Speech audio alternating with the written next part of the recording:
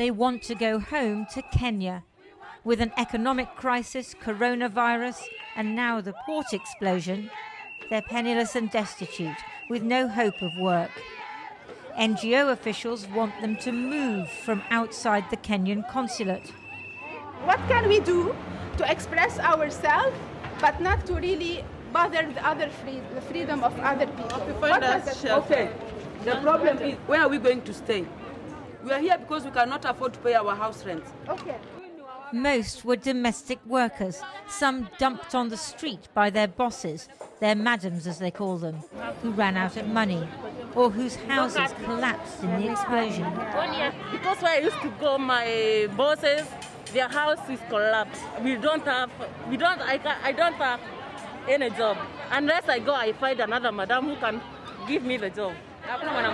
Some have children to look after, but they have to sleep 15 or more to a room, or even worse, on the street.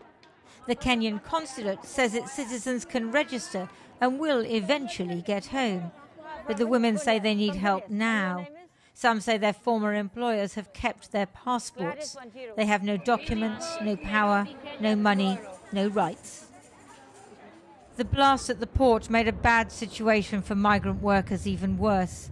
Many were already struggling, and some of those killed remain unidentified because they had no documentation. Amongst those still missing are migrant labourers, some of whom worked in the port: Syrians, Filipinos, Bangladeshis, Sudanese. Others lived in the city and worked under the radar. We may never know if they lived or died, because officially they never existed in the first place. The cruise ship, the Orient Queen, had just docked in Beirut, its home port, after 22 days at sea, when the explosion capsized it. Now it lies on its side in the harbour. The cruise company's website says that crew member Reta Demisi Haile Mariam, an Ethiopian who lived in Beirut, was killed, while a Syrian, Mustafa Ayrut, is still missing.